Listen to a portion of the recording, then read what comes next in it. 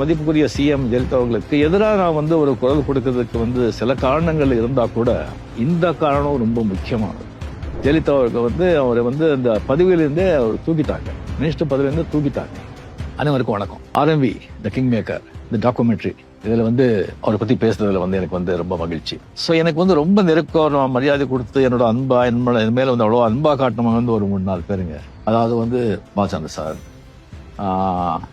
So sir, கொஞ்சம் Arunachalam, RMV sir, இவரெல்லாம் வந்து இல்லைன்னு சொல்லும்போது சில டைமில் வந்துட்டு ரொம்ப மிஸ் பண்ணுறோம்.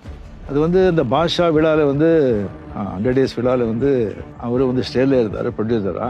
அந்த கலாச்சாரத்தை பற்றி நான் பேசினேன். எனக்கு வந்து அவ்வளோ பேசியிருக்கேன். அவரை வச்சுட்டு மினிஸ்டராக வச்சுக்கிட்டு அதை பற்றியும் நான் பேசக்கூடாது. அந்த அளவுக்கு வந்து அப்போ வந்து எனக்கு ஒரு தெளிவோ இல்லை ஒரு ஏதோ இல்லை. அதை பற்றி பேசிட்டேன். அது பேசின பிறகு அது தெரிஞ்ச பிறகு அப்போ வந்து ஒரு ADMKல வந்துட்டு ஒரு மினிஸ்டராக இருந்தார் புரட்சி தலைவி ஜெயலலிதா அவர்கள் வந்து அவரை வந்து அந்த பதவியிலிருந்தே அவர் தூக்கிட்டாங்க, மினிஸ்டர் பதவியிலேருந்து தூக்கிட்டாங்க. எப்படி அது நீங்கள் வந்து ஸ்டேஜில் இருந்துட்டு ரஜினி வந்து அதை பற்றி அந்த மாதிரி நம்ம கவர்மெண்ட் அகேன்ஸ்டாக பேசினா எப்படி நீங்கள் வந்து சும்மா இருக்க முடியும்னு சொல்லி அவங்க வந்து தூக்கிட்டாங்க. அது தெரிஞ்ச உடனே எனக்கு வந்து அப்படியே வந்து எனக்கு ஆடி போச்சு. எனக்கு என்னடா இது என்னாலே தான் இப்படி ஆச்சு அப்படின்னு சொல்லிட்டு நைட்டெல்லாம் எனக்கு தூக்கம் வருது.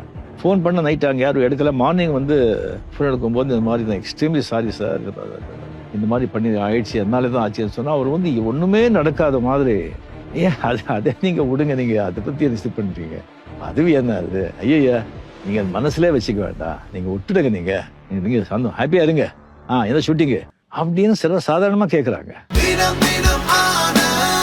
ஆனந்த் ஒரு சுகமான உள்ளாடை.